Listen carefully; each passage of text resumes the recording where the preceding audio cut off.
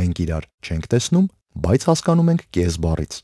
Լրատվական ռադիո FM 106.5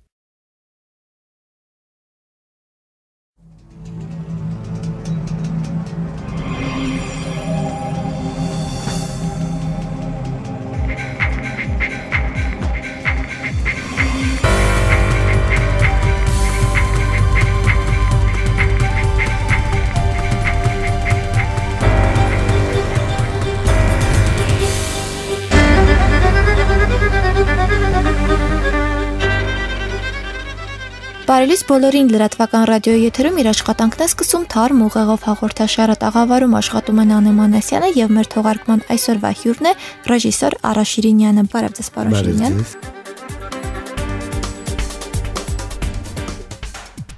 Նախ շնորհակալություն մեր հրավերն ընդունելու համար, պարոն Շիրինյան, այժմ անդրադառնանք հարցի, որը հուզում է բոլորիս էլեկտրաէներգիայի թանկացմանը, սա երևույթ է, որը վերաբերվում է նաև կոմունալ մյուս ծառայություններին, եւ սա երևույթ է, որին մենք ականատես ենք լինում տարին մի քանի անգամ։ Փորձը ցույց է տալիս, որ այն քաղաքական ուժերը, որոնց մենք ձայն ենք տվել եւ նրանք մտել են այսօր խորհրդարան, յուրաքանչյուր այսպիսի թանկացման ընթացքում չեն կարողացել, չեմ ուզում ասել ցանկություն չեն ունեցել, չեն կարողացել պաշտպանել քաղաքացիների իրավունքները։ Այսինքն հույսը դարձյալ մնում է քաղաքացիական հասարակության վրա, սակայն Հայաստանում գոյություն ունեցող քաղաքացիական շարժումները ցավոք սրտի որոշակի դրական տեղաշարժ արձանագրել են, այնուամենայնիվ պետական որոշումների վրա որևէ լուրջ ազդեցություն չեն թողել։ Ինչ պետք է անենք մենք Հայաստանի Հանրապետության շարքային քաղաքացիներս, որպեսզի մեր իրավունքները տարվա մեջ մի քանի անգամ չոտնահարվեն, ինչ մեխանիզմներ կարող է մշակել հասարակությունը իր իրավունքները պաշտպանելու համար։ Ես կարծում եմ, որ եւ ընդդիմությունը եւ քաղաքացիական հասարակությունը, որը կազմակերպված է, արդեն իր դիրքորոշումը հայտնում է տարբեր հարցերի շուրջ եւ ոչ միայն էլեկտրաէներգիայի թանկացման առիթով։ Միակ բանը, որ պակասում է, ըստ իս դա կենցաղում ամենօրյա իրականության մեջ այդ պահանջը կրկին ձևակերպել եւ սեփական տեսակետը հայտնել, առաջ տանել եւ սեփական շահը պաշտպանելու անհրաժեշտությունն է, որ մեր հասարակությունը ընդհանրապես սովոր չի դա անել։ Գուցե մարդիկ միտինգի վայրում կամ նրանք, ովքեր գրում են, ելույթ են ունենում ռադիոյով, հեռուստատեսությամբ, այս բողոքը հայտնում են, բայց ամենօրյա իրենց կեցվածքով ամենօրյա կյանքում համակերպվում են այդ անարդարությունների հետ եւ շարունակում են այդտենց հարմարված ապրել։ Ես կարծում եմ, այս սա է անթույլատրելի, այդ պայքարը պիտի լինի մարդու ամենօրյա կյանքում, ինքը պիտի համոզված լինի, որ դա շատ կարեւոր է, որ սկզբունքները չի կարելի խախտել եւ եթե դու անտարբեր ես ամենացածր կենցաղային մակարդակում, ամենասովորական, ամենատարածված մակարդակում, ապա քո ամենաբարձր մտքերը, բարձր ամբիոններից որևէ արժեք չունեն։ Այսինքն պայքարը պիտի լինի համընդհանուր, համազգային։ Ես նույնիսկ դա չէի անվանի պայքար, այլ կանվանեի պարկեշտ ապրելակերպ ամենօրյա։ Եթե մեր հասարակությունը հասնի այս գիտակցությանը, ըստ երևույթին այդ պայքարը կլինի ավելի արդյունավետ եւ հասարակությունը կապրի վերջո ավելի կատարյալ երկրում։ Վերջին շրջանում բազմաթիվ փորձագետներ արձանագրեցին այն փաստը, որ ազգային ժողովը դարձել է մի վայր, որտեղ բերվում են օրենսդրական նախագծեր, որոնք բացառապես ուղղված են պետական բյուջեն լցնելուն։ Այսինքն մեր երկրում կան բազմաթիվ ոլորտներ, որոնք օրենսդրական կարգավորման կարիք ունեն, սակայն դրանք այդպես էլ բաց մնում են։ Մեր հարկերով պահվում է ազգային ժողովը, այդ 131 պատգամավորները մեր հարկերով աշխատավարձ են ստանում, որպես Հայաստանի Հանրապետության քաղաքացի։ Դուք համարում եք, որ այդ կառույցը աշխատում է արդյունավետ կամ լուծել է ձեզ հուսող խնդիրների մի մասը։ Ավելորդ է դրա մասին խոսել, որտեվ այսօր ազգային ժողովը դա քաղաքական եւ պետական կառույց չէ։ Ես չգիտեմ ինչպես են այնտեղ հայտնվում, այսինքն չգիտեմ ներքին բովանդակությունը այնտեղ լինելու, հայտնվելու եւ գործելու, բայց միանշանակ է, որ հասարակությունը դժգոհ է եւ նման կառույց ուղղակի անիմաստ է դրա մասին նույնիսկ խոսել։ Այսինքն դա մի կառույց է եւ շատ ու շատ ուրիշ պետական կառույցներ, որոնք ստեղծում են պետական կառավարման իմիտացիա։ Իրականում պետությունը կառավարվում է ուրիշ կենտրոններից, ուրիշ սուբյեկտների միջոցով եւ խոսել ազգային ժողովի արդյունավետության մասին ավելորդ է։ միակ հնարավորությունը իրավիճակը փոխելու դա ընտրություններն են, որը մենք բոլորս գիտենք նույնպես իմիտացիա է, ինչպես պետական կառավարման գործունեությունն է իմիտացիա, որտեղ իրականում դուք շատ ճիշտ եք, մարդիկ այնտեղ հայտնվում են իրենց անձնական սեփական շահը առաջ տանելու համար, նույնպես էլ իմիտացիա են մեզ մոտ քաղաքական ընտրությունները եւ մեծամասնության մեջ իհարկե sense մի հուսահատ կարծիք կա, որ մինչեւ այս վիճակը, մինչեւ այս կառույցը ինքն իրան չփլվի, վնաս հասցնելով բոլորիս, որևէ բան չի փոխվի, որովհետև սահմանադրական պայքարի, քաղաքական պայքարի միջոցով այս համակարգը չի փոխվում եւ մենք վերջին 15-20 տարում համոզվել ենք։ Պարոն Շիրինյան, իշխանական թևը եւ մի շարք քաղաքական ուժեր պնդում են, որ մեզ հարկավոր են սահմանադրական փոփոխություններ։ Կա արդյոք մի բան, որը ձեզ դուր չի գալիս ներկա սահմանադրության մեջ, եւ ինչ եք կարծում սահմանադրական բարեփոխումներային նոր հայեցակարգը, որը քիչ թե շատ հասարակությանը հայտնի է, որևէ դրական փոփոխության կհանգեցնի։ Փոխում են սահմանադրությունը ուրիշ նպատակով, ճիշտ ասած ես չեմ կարող մինչև վերջ կռահել այն մտքի ելևէջները, որ ունենում են, բայց մի բան պարզ է, եթե համակարգը ինքը աղավաղված է, այսինքն իր հիմնական ֆունկցիան ձևերով չի կատարում, այս իմիտացիոն առերևույթ փոփոխությունները ստեղծում են քաղաքական կյանքի պատրանք, գուցե ինչ որ վերաբաշխում իշխանության տեղի կունենա առաջարկվող սահմանադրական փոփոխությունների արդյունքում, բայց էական ազդեցություն հասարակության կյանքում եւ երկրի զարգացման վրա այդ փոփոխությունը չի կարող ունենալ, որովհետեւ մեր ճգնաժամը այսօրվա Հայաստանի արժեքային ճգնաժամ է։ Եթե պիտի նույն մարդիկ հիմա ուրիշ կանոններով կառավարեն, կարող եք չկասկածել, որ որևէ բան չի փոխվի։ Ներքաղաքական եւ սոցիալական խնդիրներից այժմ անցում կատարենք արվեստի, մշակույթի ոլորտ։ Ես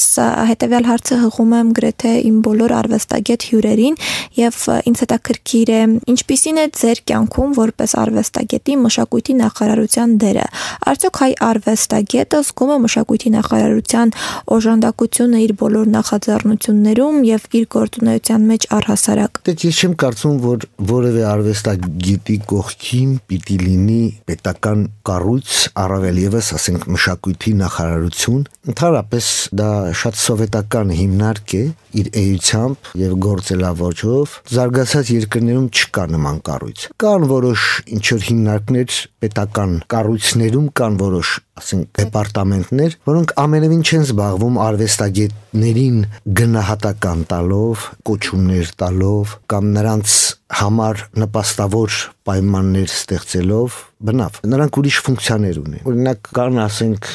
մշակույթի ոլորտում ազգային նշանակություն ունեցող կառույցներ, հա, օրինակ Ֆրանսիայում դա Կոմեդի Ֆրանսեզն է, օրինակ Անգլիայի մշակույթի այդ երիտասարդության եւ սպորտի դեպարտամենտ կա, որը ուղղակի մի քանի տարին մեկ պետական բյուջեով ֆինանսավորում եւ բեմադրում է ազգային թատրոնում Անգլիայի Շեքսպիրյան ներկայացումները։ Ուղղակի հասկանալով, որ ասենք Շեքսպիրը դա անգլիական մշակույթի հիմքում կանգնած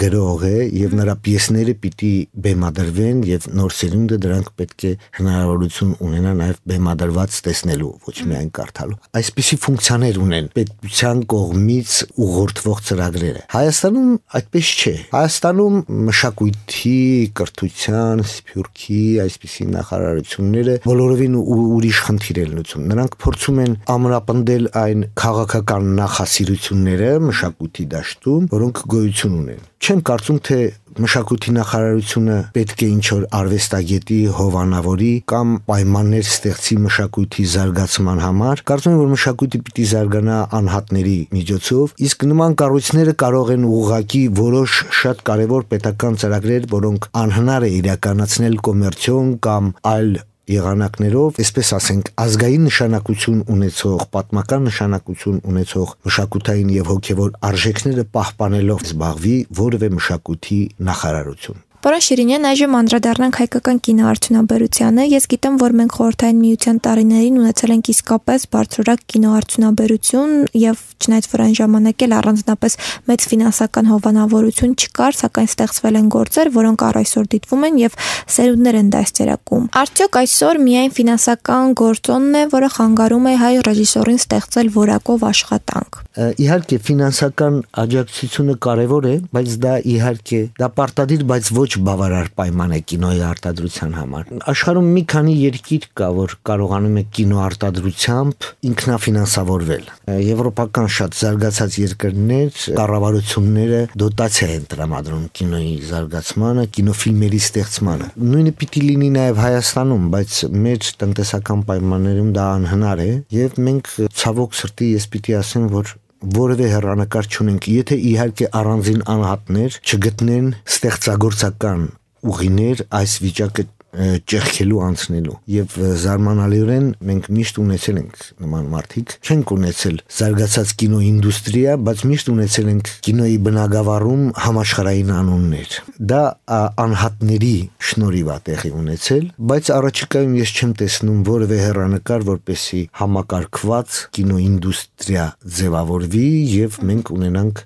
համաշխարհային անուններ։ Նախ պետք է հասկանալ, թե ինչի համար է կինոն։ Եթե մենք ուզում ենք հնչեղ համաշխարհային ստեղծել, ապա դա չկառավարվող process է, որևէ պետություն դա չի կարող անի, եթե իհարկե դա շատ հարուստ պետություն չի, այնքան է աճեցնում քանակը, որը հետո վերաճում է որակի։ Մենք միանշանակ դա չենք կարող անել նույնիսկ շատ ավելի հարուստ եւ զարգացած երկրներ եվրոպական։ Բայց մի բան իհարկե պարզ է, որ մենք պիտի ունենանք ազգային կինո, որը բնորոշ է մեզ, որը կընկալվի նաեւ համաշխարհային հանդիսատեսի կողմի։ Առաջի հերթին այդ կինոն պիտի օգնի մեր հանդիսատեսին, մեր հասարակության անդամներին ճանաչել սեփական առանձնահատկությունը եւ հասկանալ, թե ինչ ժամանակներում եւ ինչ երկրում է ապրում։ Հայոց ցեղասպանության 100-րդ տարելիցին նվիրված բազմաթիվ գրական ստեղծագործություններ գրվեցին եւ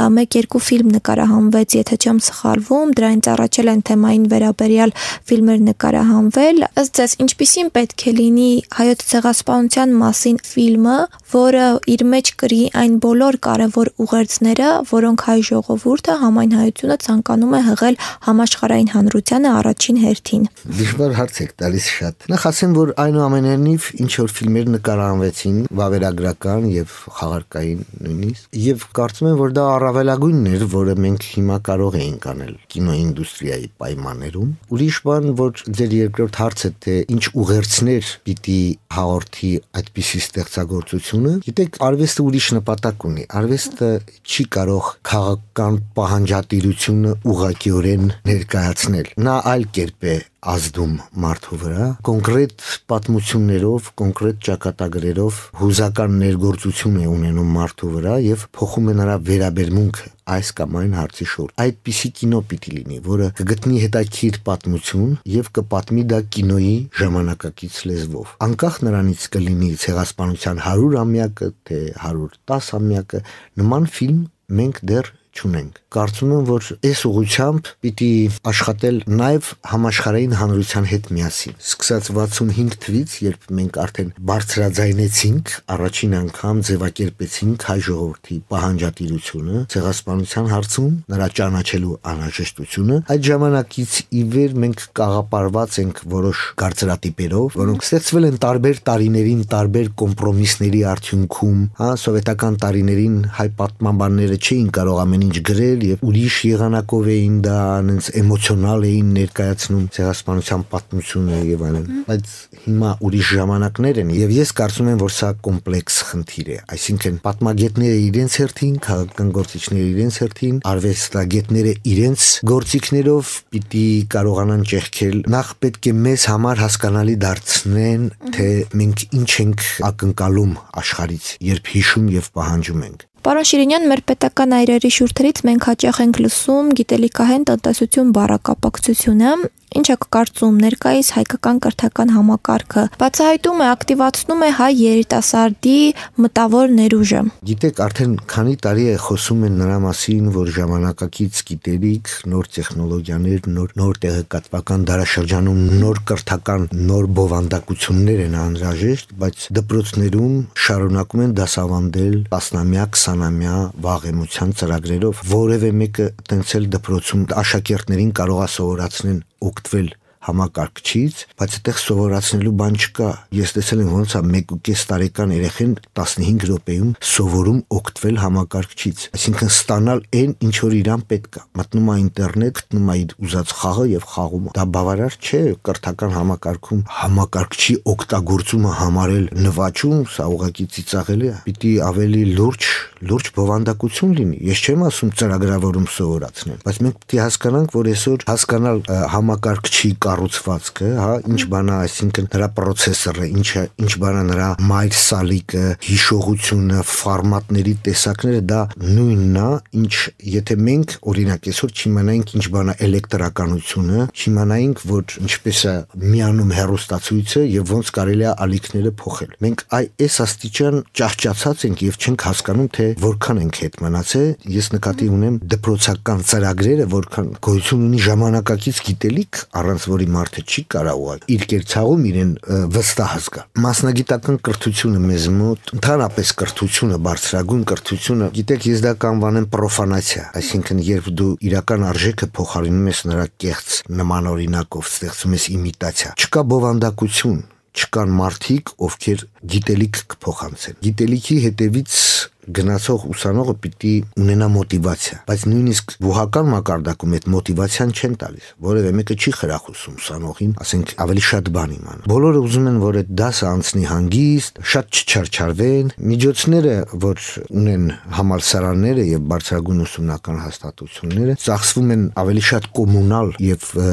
բուհի կառույցը, շենքը եւ այդ դեկանատար, ռեկտորական ամբողջ համակարգը պահելու վրա, բայց ոչ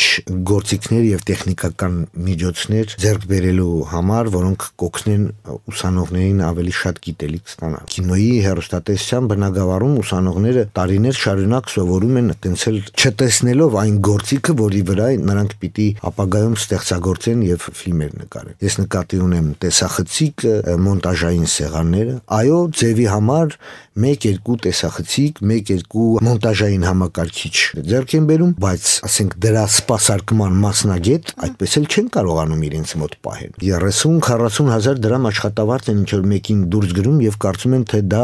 օգուտ կտա։ Ոչ, դա միայն վնաս կարա տա, որովհետեւ այդ գումարով աշխատող մասնագետը պիտի աշխատի ուրիշ բաներ անել, բայց իր արժեվ խնդիր որևէ մեկին սովորացնելու մոնտաժ նկարահանում, ռեպորտաժ հավաքել, նա չի կարող ունենալ։ Իսկ դասախոսները, որոնք այնուամենայնիվ ինչ որ բան սովորացնում են մեր ուսանողներին, նրանք դա անում են բարի կամքից ելնելով, ավելի շատ մտածելով երիտասարդների մասին եւ շատ անգամ նույնիսկ հրավիրվում են այն մասնագետները, որոնք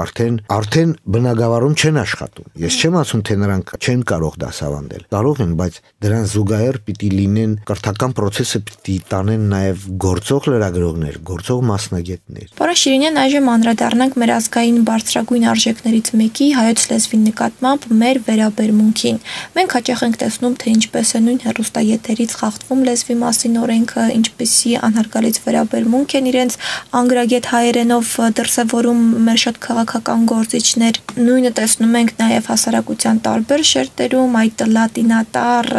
խանութների գլխին փակցված ցուցատախտակներով եւ այլն։ Խնդիրը կարծես ունի օրենսդրական կարգավորում, ես կարծում եմ, որ սա այն հարցը չէ, սակայն, որը պիտի կարգավորվի օրենքով, սա պիտի լինի գիտակցություն եւ ըստ ձեզ ինչպես մենք կարող ենք հասնել այդ գիտակցությանը։ Ճիշտ ասած, ես կարծում եմ, որ այնուամենայնիվ հայ հասարակությունը շատ լավ գիտակցում է իր մայրենի արժեքը եւ այս երկրի համար եւ իրենց անձնական կյանքում։ Նրա նշանակությունը այնուամենայնիվ գիտակցում են, հատկապես կրթված եւ կրթություն ստացած մարդիկ եւ ոչ միայն նրանք։ Ցավոք սրտի մեր քաղաքական իշխանությունները տարբեր պատճառներով, այդ թվում նաեւ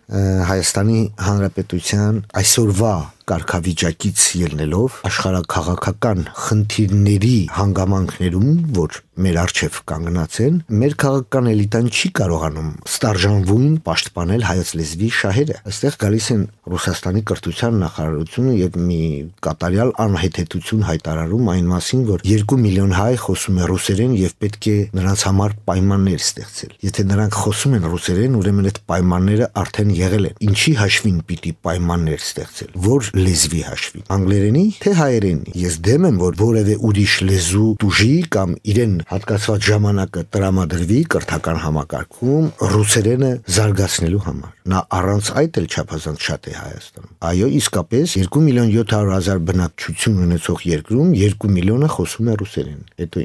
ինչ կարիք կա հատուկ պայմաններ ստեղծել։ Եվ այսպիսի անընդհատ ժամանակ առ ժամանակ այսպիսի ոտնձգություններ, որոնք ունեն իրենց պատճառը, որովհետև Ռուսաստանը հիմա փորձում է նոր ֆորմատ ստեղծել աշխարհաքաղաքական շրջապատի, դա Եվրասիական տնտեսական միությունն է, եւ լեզուն, ռուսաց լեզուն օգտագործում է որպես աշխարհաքաղաքական ճնշման գործիք։ Եւ դա շատ լավ երևում է Հայաստանում, որովհետեւ ուրիշ որևէ ավելի ցավոտ հարված մեզ պարզվում է անհնար է հասցնել։ Կարելի է հայտարարել, որ ամենաէժան գազը գալիս է սահմանի վրա Հայաստան, բայց մեր քաղաքացիները վճարում են ամենաթանկ գինը գազի համար, նույնիսկ ավելի թանկ, քան Վրաստանում եւ Ուկրաինայում, որոնց հետ Ռուսաստանը կարծես թե այնքան էլ լավ հարաբերությունների մեջ չի, իսկ մենք համարվում ենք բարեկամ երկիր, այնուամենայնիվ այս տնտեսական եւ քաղաքական ճնշումը պարզվում է բավարար չէ եւ պետք է նաեւ հայերին զրկել իրենց ինքնության հիմնական հատկանիշներից՝ լեզու եւ պատմություն։ Իդեպ ասեմ, որ բոլոր գնահատականները պատմության մեջ, որոնք այսպես կամ այնպես առնչվում են Ռուսաստանի հետ, բավական աղավաղված են։ Մենք փաստորեն չգիտենք մեր պատմական անցյալի ամբողջ ճշմարտությունը, հատկապես այն հատվածներում, որոնք կապված են Ռուսաստանի հետ, եւ դրա պատճառը նույնպես այսօրվա մեր քաղաքական փոխհարաբերություններն են այդ երկրի հետ, իսկ սա խանգարում է մեզ հասկանալ մեր անցյալը եւ շարժվել առաջ։ Սկզբում ասեցի, որ մենք պետք է մեր ամենօրյա կենցաղում մեր սկզբունքները պահենք, այսինքն եթե կա մեկը, որը ռուսերեն լեզվին տուրք է տալի, համարում է դա ավելի հեղինակավոր, քան հայերենը, պետք է այդ մարդու հետ խոսել միայն հայերեն։ Ես չեմ ասում նրան պետք է պատժել, առհամարել, ոչ, բայց պետք է ցույց տալ ամենուրեք, ցույց տալ հայերենի կիրառման լավ օրինակ եւ պահանջել, որ պահպանվի լեզվի մասին օրենքը եւ տարական պատշաճությունը, խոսել Հայաստանում հայերենով եւ գրագետ չաղավաղել լեզուն։ Շնորհակալություն շատ հետաքրքիր զրույցի համար, պարոն Շիրինյան, հարգելի ունկնդիրներ, այսօր այսքանը դուք լսում եք Թարմ ուղեղով հաղորդաշարը, տաղավարում աշխատեցի ես Նանե Մանասյանս եւ մեր հյուրն էր ռեժիսոր Արա Շիրինյանը։ Կհանդիպենք։